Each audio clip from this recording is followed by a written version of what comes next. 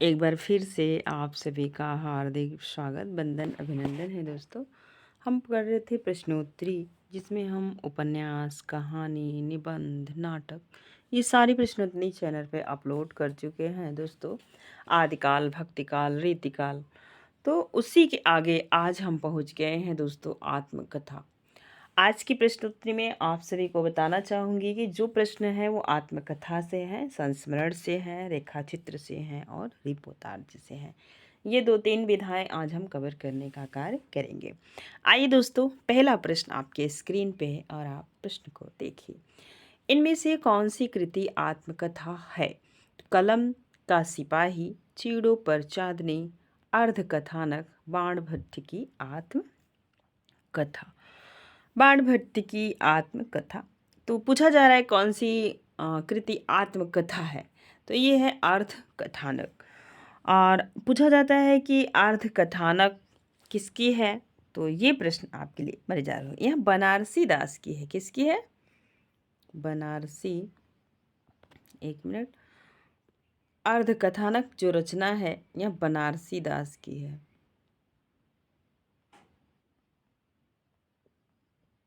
ठीक है, बनारसी दास की रचना है और इसमें जो है कि जैन कृत है। जैसे आपका बौद्ध काल जैन कृत, तो ये जैन कृत रचना है। कैसी रचना है? तो जैन कृत रचना है।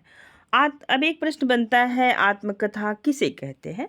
तो समझ लीजिए, जो है कि जब कोई व्यक्ति अपनी जीवनी स्वयं लिखता है तब उसे हम आत्मकथा कहते हैं। ठीक है, और इस अर्धकथानक की जो दृष्टि है वो हिंदी की प्रथम आत्मकथा के रूप में जानी जाती है। इतना आप याद रखेंगे।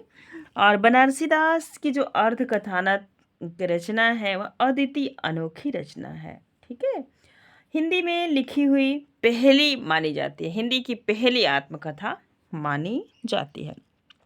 ये भी बताया जाता है कि बनारसी दास ने अपने टोटल जीवन को 110 वर्ष माना और लगभग 55 साल की इनकी जीवन यात्रा हो चुकी थी। तो 55 वर्ष की जो उम्र थी उसमें इन्होंने जो जो किया था उसी के बारे में ये लिखे थे, तभी इसका नाम इन्होंने अर्ध कथानक लिखा। मतलब हमारे जीवन की आधी कथा है।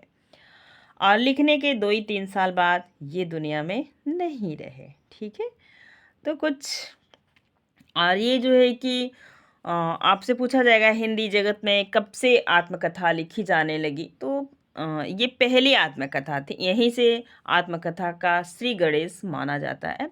इसके बाद आप देखेंगे ये कलम का सिपाही है। कलम का सिपाही अमृतलाल द्वारा लिखी गई जो है कि जीवनी है। क्या है? जीवनी है, जो प्रेमचंद ने लिखा था। प्रेमचंद के जीवन पे लिखी गई यह जीवनी है, और जिसका जो लिखने का कार्य किए थे उनके पुत्र अमृत राय ने किए थे। और एक है चीड़ों पे चांदनी। कल के प्रश्नोत्तरी में हमने देखा था कि यह निर्मल वर्मा की यात्रा वृत्तांत है। क्या है? यात्रा वृत्तांत है। इसके आगे देख पा रहे हैं आप बाणकट्ठ की आत्मकथा। तो ये हजारी प्रसाद द्विवेदी का ऐतिहासिक उपन्यास है। कैसा उपन्यास है? तो ऐतिहासिक उपन्यास है। हमें पूरा उम्मीद है कि आप प्रश्न को अच्छे से समझ पा रहे हैं। आगे चलेंगे। नेक्स्ट प्रश्न, अर्धकथानक किस विधा की रचना है? उपन्यास, जीवनी, नाटक, आत्मकथा। एजेक्ट 2011 में प्रश्न पूछा हुआ है। देख रहे हैं, टीजीटी में भी 2011 में पूछा गया है और इधर टीजीटी परीक्षा में भी 2011 में पूछा गया है। नेक्स्ट प्रश्न, यादों की बारात किसकी आत्मकथा है? ठीक है, यादों की बारात किसकी आत्मकथा है? राही मासूम रजा की, फणीश्वर नाथ रेणु की, जोश महिला जोश मलिहाबादी, सुमित्रा नंदन पंत। तो यादों की बारात किसकी आत्मकथा है? 129 नंबर के प्रश्न में आप देखेंगे तो यह जोश मलिहाबादी की आत्मकथा है। दिल्ली केवीसी केवीएस में पूछा हुआ प्रश्न है 2015 का। ठीक है, आप देखिएगा। बनारसी दास जैन ने लिखी थी, क्या लिखी थी? हिंदी की पहली जीवनी, हिंदी की पहली आत्मकथा, हिंदी की पहली कहानी, हिंदी की पहली काव्य नाटिका। तो ये लिखे थे बनारसी दास जैन, हिंदी की पहली आत्मकथा। क्या लिखे थे? हिंदी की पहली आत्मकथा। ध्यान दीजिएगा, बी नंबर सही होगा। ठीक है, नेक्स्ट प्रश्न देखेंगे आगे। अर्धकथानक है, देख रहे हैं 2004 एग्जैक्ट 2013 में रिपीट हुआ। जीवनी, आत्मकथा, संस्मरण, रिपोर्टाज। तो यह क्या है? यह आत्मकथा है। आगे चलेंगे, नेक्स्ट प्रश्न देखिएगा। गालिब, छोटी शराब, इनमें से किसकी आत्मकथा है? मुद्रा राक्षस, कमलेश्वर, मोहन राकेश, रविंद्र कालिया। तो गालिब, छोटी शराब किसकी आत्मकथा है? जीआईसी प्रवक्ता 2015 का पूछा हुआ प्रश्न है। तो ये क्या है? तो आपसे पूछा जा रहा है, तो यह रविंद्र कालिया की आत्मकथा है। किसकी आत्मकथा है? तो रविंद्र कालिया की आत्मकथा है। और इसे ये भी कहा जाता है कि संस्मरण हिंदी गद्य साहित्य की आकर्षण, सुरुचिकर एवं आधुनिकतम विधि है। ठीक है, जीवनी अभिव्यक्ति की वह एक हिंदी जगत में चीज़ होती है जी, आत्मकथा, जिसे लेखक स्वयं लिखता है और उसमें क्या झूठ सही नहीं लिखता, वो एक ज़िंदगी के एक मोड़ लिखता है जिसमें वह संघर्ष किया होता है, ताकि पाठक पढ़े तो उस चीज़ को बेहतर तरीके से समझ पाए। ठीक है, आगे चलिए।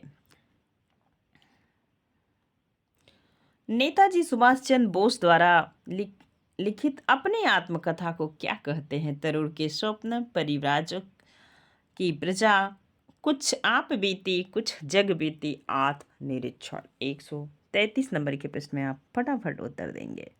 ठीक है, क्योंकि यह एक भारत के वीर सपूत की आत्मकथा है और आप हिंदी जगत में देख पा रहे होंगे। तो यह जो है किस नाम से है? तो यह तरुण के स्वप्न, तरुण के स्वप्न, क्योंकि युवा वर्ग में ही ये दुनिया से चले गए थे। नेताजी सुभाष चंद्र बोस द्वारा लिखित यह आत्मकथा है। आगे चलेंगे, नेक्स्ट प्रश्न। हिंदी में दलित साहित्य की पहली आत्मकथा किसे कहते हैं? ओम प्रकाश वाल्मीकि ने, मोहनदास नैमिषारण्य ने, कौशल्या वैजयंती ने, सूरजपाल ने। तो हिंदी की पहली दलित आत्मकथा आपसे पूछा जा रहा है। ठीक है, तो ये है मोहनदास नैमिषारण्य की हिंदी की पहली दलित आत्मकथा। और इनकी कुछ और जो है कि रचनाएं हैं, जैसे अपने अपने पिंजरे हैं, और ठीक है, अपने अपने पिंजरे, और ओम प्रकाश वाल्मीकि का जूठन है। क्या है? जूठन। और सूरजपाल चौहान का क्या है? तो तिरस्कृत है। क्या है? तिरस्कृत। इनकी ये प्रमुख रचनाएं हैं, ये दलित आत्मकथा में आती हैं। ठीक है, और इनका मोहनदास नैमिषारण्य का आपने पढ़ लिया है। इन जो है कि ये आत्मकथा है। आगे चलते हैं। पहली देखिए, जूठन किस रचनाकार की आत्मकथा है? तो ओम प्रकाश वाल्मीकि के, जिसको आपने ऊपर देख लिया। नेक्स्ट प्रश्न देखेंगे। निम्न में से दलित आत्मकथा नहीं है? अपने अपने पिंजरे, जूठन, तिरस्कृत, मेरी असफलताएं। तो आप प्रश्न को पढ़ते ही समझ गए होंगे, मेरी असफलताएं इनका नहीं है। तो ये है किसका? तो इस मेरी असफलताएं जो है गुलाब राय का है। किसका है? गुलाब राय का निबंध है। ठीक, और इसका प्रकाशन वर्ष भी आपसे पूछ सकता है, तो 1941 ईस्वी में हुआ है। और यह गुलाब राय का है। किसका है? गुलाब राय का। नोट डाउन कर लीजिएगा। आगे चलते हैं। मणिकर्णिका आत्मकथा है कैवल भारती की, मोहन नैमिषारण्य की, जयप्रकाश करदम की, तुलसीदास की। तो यह तुलसीदास की जो है कि आत्मकथा है। मणिकर्णिका दो भागों में मणिकर्णिका विभाजित की गई है। एक है मुर्दहिया, दूसरा है मणिकर्णिका। दलित चिंतक तुलसीराम द्वारा लिखित यह आत्मकथा है। ठीक है, और इसमें पूरे समाज का तत्कालिक पूरे समाज का वर्णन आपको मिल सकता है दलित जीवन में। नेक्स्ट प्रश्न देखिएगा। मुड़ मुड़ कर देखता हूँ, यह राजेंद्र प्रसाद यादव की रचना है। दिल्ली केंद्रीय विश्वविद्यालय पीजीटी 2015 में पूछा हुआ प्रश्न है। उपन्यास, कहानी, जीवनी, आत्मकथा। मुड़ मुड़ कर देखता हूँ, तो यह है आत्मकथा। नेक्स्ट प्रश्न, रामविलास शर्मा की आत्मकथा अपनी धरती अपने लोग कितने खंडों में विभक्त है। बहुत मज़ेदार प्रश्न है, यहाँ तक कि यूजीसी में भी पूछा हुआ यह प्रश्न है। तो बताइए, यह 3 खंडों में है। कितने खंडों में? 3। तो यहाँ पे जो है कि 4 खंडों में पूछते हैं तो हरिवंश राय बच्चन की जो है कि आत्मकथा है 4 खंडों में। ठीक है, इतना याद रखिएगा। आगे चलते हैं। एक चीज़ और पूछा जाता है कि अ, अपनी धरती अपने लोक का प्रकाशन वर्ष कब हुआ था? तो ये 1996 ईस्वी में हुआ था। कब हुआ था? तो 1996 ईस्वी में इसका प्रकाशन हुआ था। आगे चलेंगे और नेक्स्ट प्रश्न को देखेंगे। सिंहावलोकन किसकी आत्मकथा है? महादेवी वर्मा यशपाल जी की, नागार्जुन हरिवंश राय बच्चन। तो सिंहावलोकन, तो यह यशपाल की महत्वपूर्ण आत्मकथा है। और पूछा जाता है कितने खंडों में है सिंहावलोकन? तो यह 3 खंडों में है। कितने खंडों में है? 3 खंडों में है। और इसका प्रकाशन वर्ष जो है कि आप देखेंगे तो ये 3 खंडों में है। पहला जो प्रकाशन वर्ष है 1951 में है, 1951 में है। और दूसरा 52 में है, 1952 में है। तीसरा 1955 ईस्वी में है। याद रखिएगा। आगे चलेंगे, नेक्स्ट प्रश्न देखने का कार्य करेंगे। आइए, सिंहावलोकन हो गया। अब नेक्स्ट प्रश्न है यहाँ पे, यहाँ पे नेक्स्ट प्रश्न, सिंहावलोकन किसकी आत्मकथा है? तो महादेवी वर्मा, यशपाल, नागार्जुन हरिवंश राय बच्चन। ये प्रश्न आपसे पूछा जा रहा है। सिंहावलोकन किसकी आत्मकथा है? तो यह यशपाल की आत्मकथा है। आपने देखा यह 3 भागों में है। ठीक है, और उसका प्रकाशन वर्ष भी देख लिया। यशपाल की आत्मकथा है नीड़ का निर्माण, सिंहावलोकन, मेरी जीवन यात्रा, मेरा जीवन प्रवाह। तो क्या है यशपाल की आत्मकथा? तो यह सिंहावलोकन है। नेक्स्ट प्रश्न देखिएगा, मेरी असफलता मेरा जीवन प्रवाह किसकी आत्मकथा है? मेरा जीवन प्रवाह, तो ये किसकी आत्मकथा है? राहुल संकीर्तन, वियोगी हरि, शांति प्रिय द्विवेदी, इनमें से कोई नहीं। तो यह वियोगी हरि की है। बी नंबर सही होगा। और आप देखेंगे कि जो है मेरा जीवन प्रवाह का प्रकाशन वर्ष कब हुआ है? तो 1948 ईस्वी में इसका प्रकाशन हुआ है। ठीक है, समाज के निम्न वर्ग और मध्यम वर्ग का वर्णन इसमें दिखाया गया है। आगे चलेंगे। नेक्स्ट प्रश्न है, हरिवंश राय बच्चन की आत्मकथा कितने भागों में प्रकाशित है? तो अभी ऊपर हमने बताया था कि 4 भागों में प्रकाशित है। पहला है नीड़ का क्या भूलूं क्या याद करूं, और दूसरा है नीड़ का निर्माण, बसेरे से दूर, 10 द्वार से सोपान तक। तो ऐसे आप लिखें, क्या नीड़ बसे 10 द्वार। एक ट्रिक आप ले लीजिए, क्या नीड़ बसे 10 द्वार, 10 द्वार। ठीक है, तो ये ट्रिक के माध्यम से आप याद करते हैं। क्या से क्या भेलू क्या याद करूं, नीड़ का निर्माण, बसेरे से दूर, 10 द्वार से सोपान तक। और क्या भूलूं क्या याद करूं का 1900 प्रकाशन, जो उनका जो प्रकाशन वर्ष है आप याद रखिएगा। तो क्या भूलूं क्या याद करूं का प्रकाशन वर्ष है 1969 ईस्वी। और नीड़ का निर्माण 1970 ईस्वी। और आगे देखेंगे बसेरे से दूर, तो 1977 ईस्वी। और 10 द्वार से सोपान तक, तो 1983 ईस्वी। यह हरिवंश राय बच्चन की आत्मकथा है, जिस टोटल 4 भागों में है। कितने भागों में? 4 भागों में। और माना जाता है कि हरिवंश राय बच्चन प्रेम और मस्ती के कवि थे, व्यक्तिवादी कवि माने जाते हैं। प्रेम और मस्ती या तो व्यक्तिवादी कवि माने जाते हैं। और इन हिंदी जगत में यह हालावाद को प्रवर्तक भी इन्हें कहा जाता है। इनकी प्रमुख रचना है मधुशाला, मधुबाला, मधुकलश। ठीक है, और हालावाद धर्म ग्रंथ कहलाती है। कैसी ग्रंथ कहलाती है? तो धर्म ग्रंथ कहलाती है। आगे चलेंगे, एक चीज़ और जान लीजिएगा, बच्चन जी को हिंदी का बायरन भी कहा जाता है। आइए आगे चलते हैं, नेक्स्ट प्रश्न देखेंगे। नेक्स्ट देखिएगा, क्या भूलूं क्या याद करूं, क्या भूलूं क्या याद करूं आत्मकथा है तो हरिवंश राय बच्चन की है।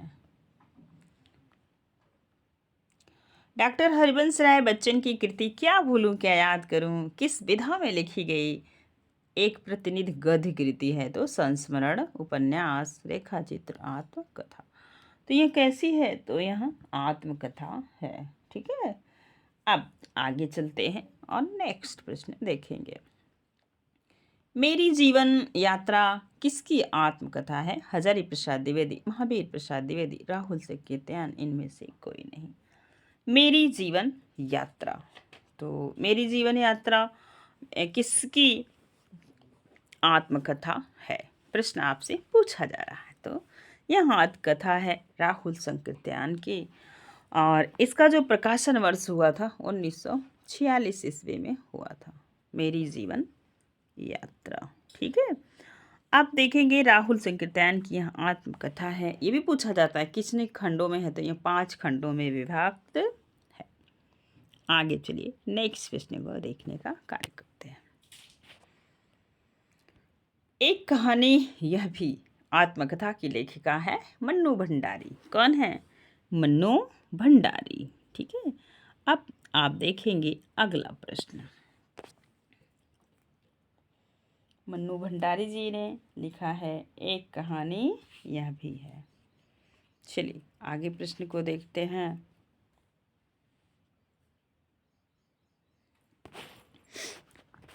एक मिनट।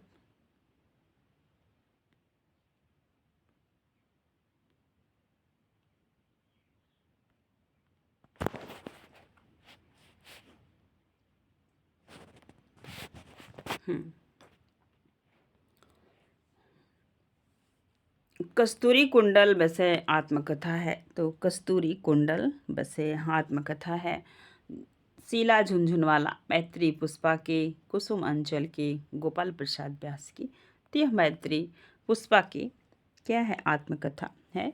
कस्तूरी कुंडल बसे यह आत्मकथा सन 2000 में प्रकाशित हुई थी, सन 2002 में प्रकाशित हुई थी, और ये आत्मकथा है। शीला झुनझुनवाला ऑप्शन में है, इनको देख लीजिएगा। तो इनकी आत्मकथा है कुछ कही कुछ अनकही, और एक है आपके सामने कुसुम अंचल। कुसुम अंचल की जो आत्मकथा है जो कहा नहीं गया। और नेक्स्ट आप देख पा रहे हैं गोपाल प्रसाद व्यास जी, डी नंबर। इनकी आत्मकथा है कहो व्यास कैसी कहीं, 1995 ईस्वी में प्रकाशित हुई थी। अब हम चलेंगे दोस्तों संस्मरण विधा से, प्रश्न को लेंगे संस्मरण और रेखा चित्र से। ठीक है, आगे चलेंगे। संस्मरण को देखिए, कृष्णा सोबती द्वारा लिखित संस्मरण कृति है। कृष्णा सोबती द्वारा लिखित संस्मरण कृति है। हम हसमत स्मृतियों का शुक्ल पक्ष, सुधिया उस चंदन की बन की, संस्मरण और श्रद्धांजलि। तो यह जो है कि किसकी है, तो आपसे पूछा जा रहा है। तो कृष्णा सोबती द्वारा लिखित संस्मरण कृति, पहला प्रश्न आपके स्क्रीन पे है, तो आप इनको बताइएगा। तो हम हसमत किसका है, तो कृष्णा सोबती का है। अब आगे चलेंगे और देखेंगे इनकी विधा संस्मरण विधा है। नेक्स्ट दूसरा प्रश्न देखेंगे। रेखाएं बोल उठी रेखा चित्र किसने लिखा? देवेंद्र सत्यार्थी, शांतिप्रिय द्विवेदी, शिवपूजन सहाय, उपेंद्रनाथ अस्क। तो देखिएगा प्रश्न को, आप थोड़ा जल्दी जल्दी प्रश्न को देखने का कार्य करेंगे। तो यह किसकी है, तो बताइएगा। रेखाएं बोल उठी रेखा चित्र किसकी है, तो यह किसकी रेखा चित्र है, तो ध्यान दीजिएगा। तो यह है देवेंद्र सत्यार्थी का। किसका है? देवेंद्र सत्यार्थी का। देवेंद्र नेक्स्ट प्रश्न है, देवेंद्र सत्यार्थी के संस्मरण का नाम है माटी की मूर्त, अतीत के चलचित्र, रेखाएं बोल उठी, दीप जले, शंख बजे। तो ये किसका है, तो रेखाएं बोल उठी। नेक्स्ट प्रश्न, माटी की मूर्तें नामक रेखा चित्र किसने लिखे? महादेवी वर्मा, निराला, सुमित्रा नंदन पंत, और राम वृक्ष बेनीपुरी। तो माटी की मूर्तें जो है कि किसके द्वारा लिखा गया है? तो ये प्रश्न बहुत मज़ेदार है और आपने कई बार पढ़ा भी होगा। तो यह महादेवी माटी की मूर्तें राम वृक्ष बेनीपुरी द्वारा लिखित हैं। माटी की मूर्तें जो रचना है यह से आपसे पूछा जाएगा तो यह रेखा चित्र है जो प्रश्न में दिया हुआ है। और इनके कुछ अन्य रेखा चित्र हैं जैसे लाल तारा, गेहूँ और गुलाब। नेक्स्ट देखिएगा, गेहूँ और गुलाब किसकी रचना विधा है? तो कैसी विधा है? उपन्यास, नाटक, कहानी, इनमें से कोई नहीं।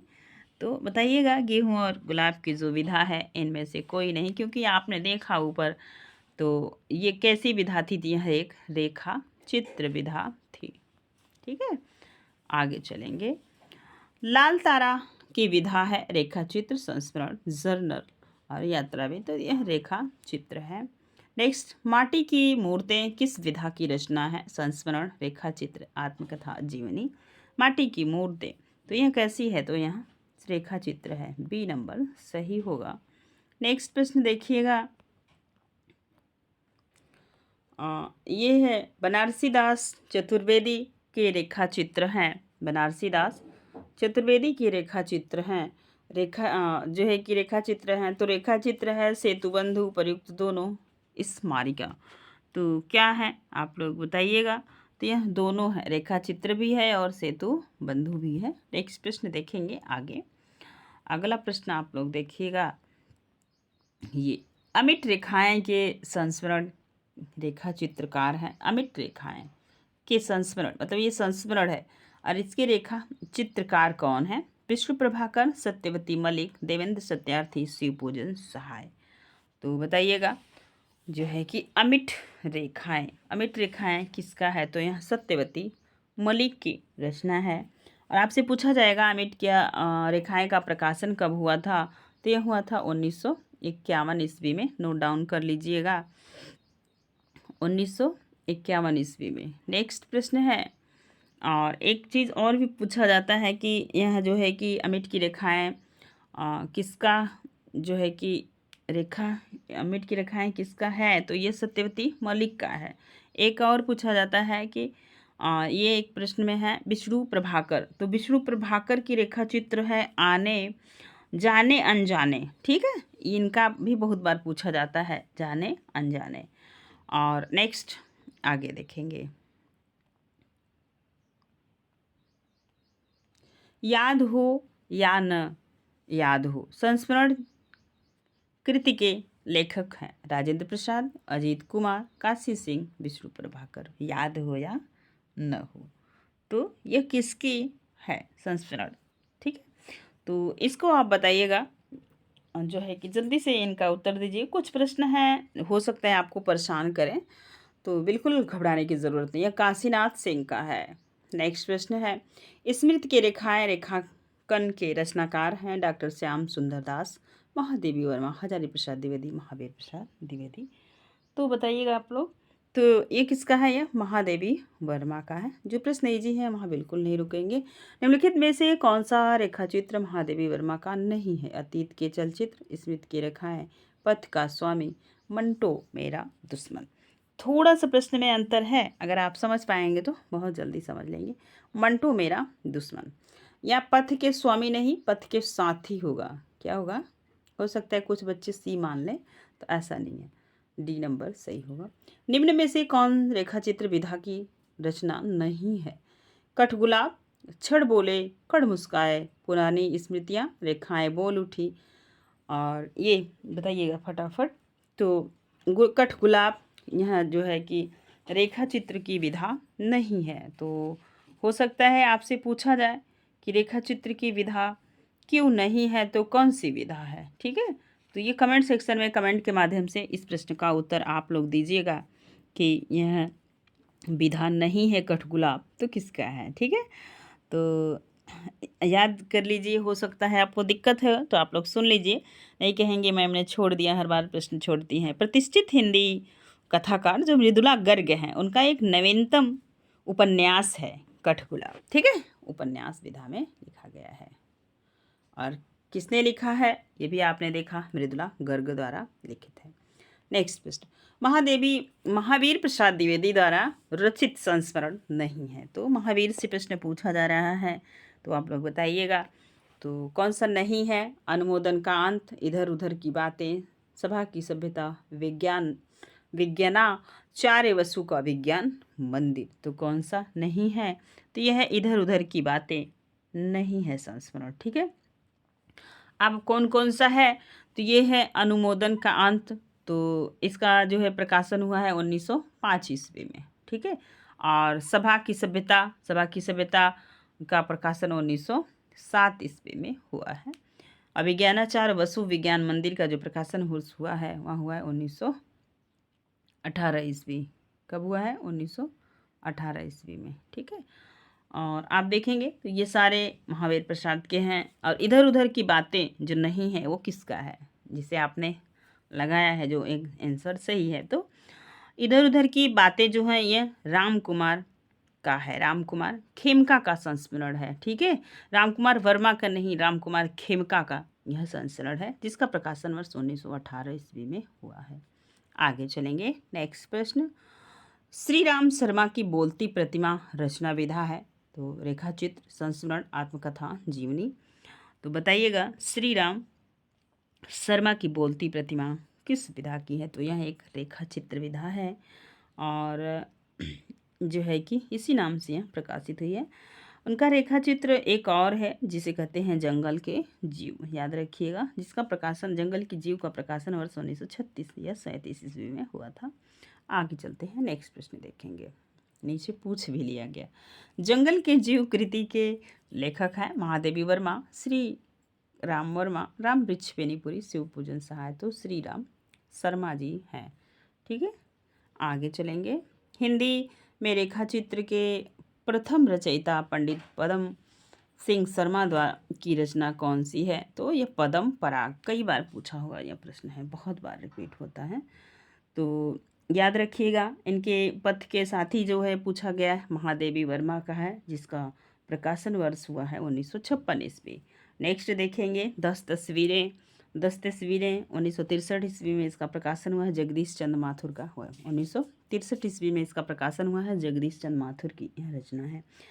नेक्स्ट देख रहे हैं आप जो है कि रेखा और रंग का प्रकाशन 1955 ईस्वी में हुआ है, 1955 ईस्वी में हुआ है। और यह किसकी रचना है? तो यह विनय मोहन शर्मा की रचना है। आगे चलेंगे। नेक्स्ट प्रश्न देखिएगा, आप देखेंगे रिपोर्टार्ज से। ठीक है, हाँ, हिंदी में रिपोर्टार्ज का आरंभ किस युग में हुआ? तो हिंदी में रिपोर्टार्ज का जो आरंभ हुआ वह किस युग में हुआ? प्रश्न यहाँ से पूछा जा रहा है। तो वीडियो काफ़ी लंबा हो चुका है दोस्तों, तो रिपोर्टार्ज से हम नेक्स्ट वीडियो में लेते हैं ताकि आप बोर ना हो। इसके पहले आप जो 2 टॉपिक कंप्लीट कर लिए हैं, आत्मकथा, संस्मरण तथा रेखा चित्र, तो इन प्रश्नों को देखिए। और वीडियो पसंद आएगा तो प्लीज़ लाइक कीजिएगा, एक प्यारा सा कमेंट छोड़िएगा, और चैनल में नए हों तो सब्सक्राइब कीजिएगा। थोड़ा सा परिवार को आप आगे बढ़ाएं ताकि मैं निरंतर हिंदी की सेवा कर सकूं। धन्यवाद।